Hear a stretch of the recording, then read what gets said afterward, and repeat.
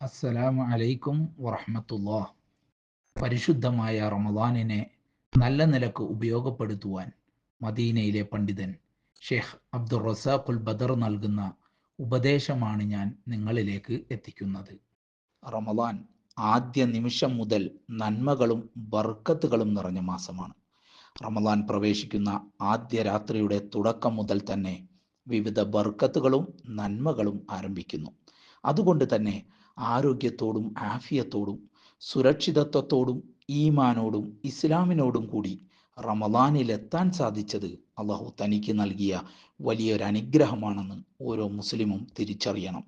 ഇത് ഏറ്റവും മഹത്തരമായ അനുഗ്രഹങ്ങളിലൊന്നാണ്. അതിനാൽ അള്ളാഹുവിൻ്റെ ഈ അനുഗ്രഹത്തിൽ സന്തോഷിച്ചും ആഹ്ലാദിച്ചുമാണ് ഓരോ മുസ്ലിമും ഈ മാസത്തിലേക്ക് പ്രവേശിക്കേണ്ടത്. കഴിഞ്ഞ റമദാനിലും അതിനു മുമ്പത്തെ റമദാനുകളിലും നോമ്പനുഷ്ഠിച്ച എത്രയോ ആളുകൾ, എന്നാൽ അവർക്കും ഈ റമദാനിനുമിടയിൽ മരണം തടസ്സമായി നിന്നു. അവർക്ക് അതിലെത്താൻ കഴിഞ്ഞില്ല. അവർ ഈ റമദാനിലും എത്തുമെന്ന് കരുതിയിരുന്നവരാണ്. പക്ഷേ മരണവും ആയുസ്സും അതിന് തടസ്സമായി. അള്ളാഹു നിങ്ങളെ ആദരിക്കുകയും നിങ്ങൾ റമദാനിൽ പ്രവേശിക്കുകയും ചെയ്തു. അതൊരു വലിയ അനുഗ്രഹമാണ്. അള്ളാഹു നിങ്ങൾക്ക് നൽകിയ ആദരവാണത്. അതിനാൽ അള്ളാഹുവിനെ തൃപ്തിപ്പെടുത്തുന്ന സൽക്കർമ്മങ്ങൾ നിങ്ങൾ അവന് ചെയ്തു കാണിച്ചു കൊടുക്കുക. ഈ മാസത്തിൻ്റെ മൂല്യവും അതിൻ്റെ സ്ഥാനവും ഉന്നതമായ പദവിയും തിരിച്ചറിയുക.